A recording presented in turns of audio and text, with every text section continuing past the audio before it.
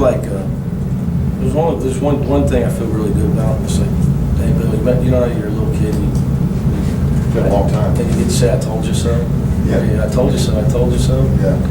So as everybody in the media wants to ask me how we're going to score, and I told them that's the least of my worries. When you got 7 new guys and no returning big guys, you got to rebuild your defense. Because Justin Jackson erased a lot of mistakes. In fact, there was a lot of mistakes that nobody even knew were mistakes, where he didn't even have to block the shot because he guarded 3 people in the same possession. Same with Titus Rubens. We had two guys that could that were 2 of the best defensive players I've ever coached on the same team. So we're just, I said, we're a very different basketball team, and you saw it tonight. And we were in the 80s with 5-6 minutes to play, maybe. And it wasn't because of our press. It wasn't like we were stealing the ball and going laying it in a lot. You know, it was mostly because we're sharing the ball. And we shoot 54% when we pass the ball. The only time we look bad is when we got somebody that tries to take too many dribbles. When we share the ball and pass the ball, we get plenty of guys that can put the ball in the basket. But we're very young. It's going to be a work in progress defensively. I wanted to play all man-to-man tonight against this team because we need to practice, and there's nobody better to practice against than Bellarmine and Coach Davenport. He's the best offensive coach I've ever coached against when it comes to ball movement and the assist and player movement. I mean, they've led the world in field goal percentage. That's NBA, Europe, 3 of the last 5 years. College, all college ball. So it's great practice for us. In the past, we've been able to pressure them where they couldn't run their offense, but we don't have. We're so big, it's hard for us to press a smaller team like that. So I was happy with the guys' effort. It was good for us. We needed to play another team. I guess you can't say you were disappointed in your defense because you kind of expected this, right? Yeah, none of it surprised me. None of it. We did block 6 shots in the second half instead of 1 in the first. The one thing that surprised me in the first half, when they did get it around the rim, we didn't block shots. But again, you got guys playing their first college game in Fifth Third Arena, the first time they put on a uniform. They're nervous. Gary Clark's out of breath. He's so nervous. He's such a good kid. He cares so much. He doesn't display his athleticism at all tonight. Just a lot of first-year guys. But I think the more we adjusted, the more aggressive we got defensively, the guys got comfortable.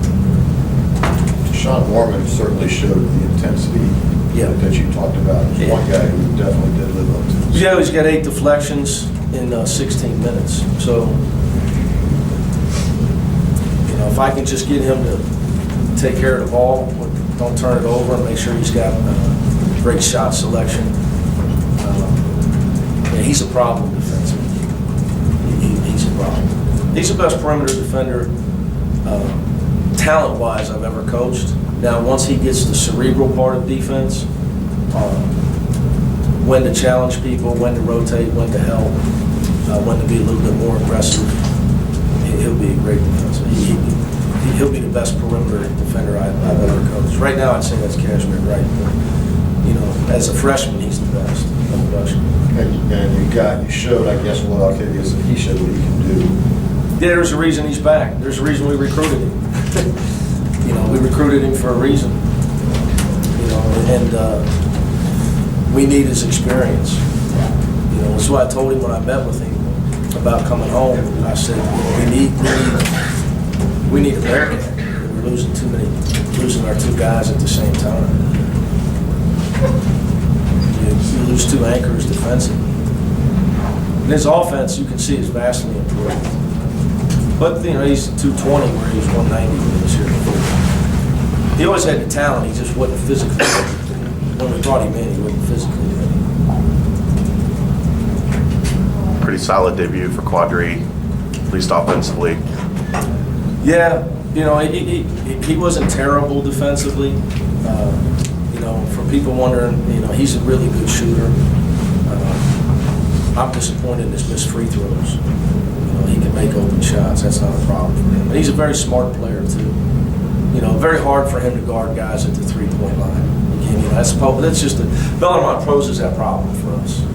You know, but we're gonna have to play teams like that. Tonight, I didn't want to play them zone and match with them, which maybe could have gave them more problems, eliminate their ball movement, and bringing our big guys out.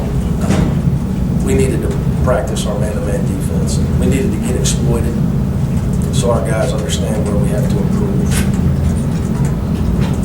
Your free throw shooting was very good, which is another thing you said would be the case this year. Yeah, you know, well, when you graduate a guy that shoots 40-something% and shoots a lot of them, you know, again, when your big guys can make free throws, it really, you know, you shoot 77%, but I'd have been happy. We should have shot 80-something because Quadri's a guy that's a high percentage shooter, so he's a guy that goes. And Troy misses front end of a one-on-one. You know, he's a guy that should be a 90% shooter. What did you say at halftime? Did you just say, I told you guys this was going to happen, or did you get that? I told you so? Yeah, I mean, a little bit of the same stuff. You know, if you let them run, you know, if you let teams get comfortable and run their offense that are high execution teams, they're going to pick you apart. We were letting them throw where they wanted to throw. And we weren't making them expend enough energy. We needed to step up our intensity and try to take them out of it.